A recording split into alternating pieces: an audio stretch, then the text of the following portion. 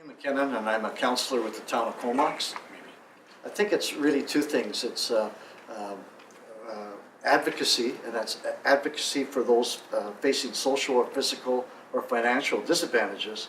It's always important to advocate for those folks and to create a better understanding of their situations for the public. Also, local governments need to act, so action is important too. And we have the ability to influence the housing sector through regulations and initiatives. Low to moderate income households having less than 80% of the average household income in the town, they're the ones who need affordable housing. And their affordable housing for them has been limited to market rental housing and below market subsidized housing. There's a huge shortage of this.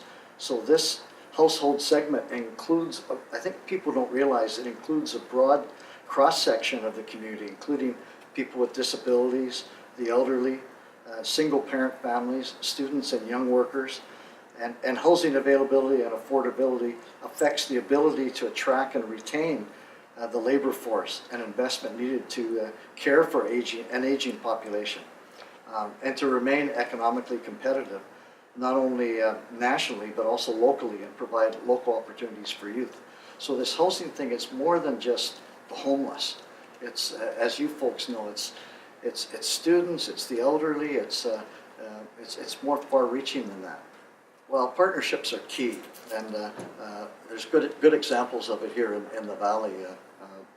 We all have a role to play, and I think by discussing the issues, we can learn how to take advantage of opportunities or overcome obstacles. Provincial programs require local government partnership, and the Town of Comox has established an affordable housing reserve. And it also led to providing annual funding for the Comox Valley Coalition to End Homelessness. In addition, we recognize the increased risk faced by early adopters.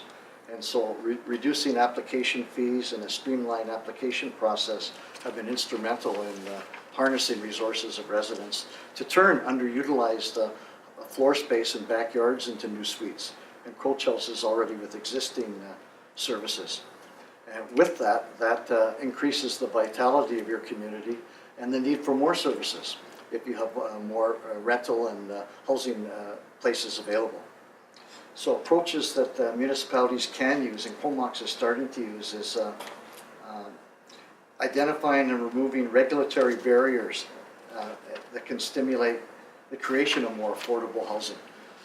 One is something called strata conversion policies, and that's making sure that Section 242 of the Strata Property Act, which requires developers to get permission from local governments to make any changes.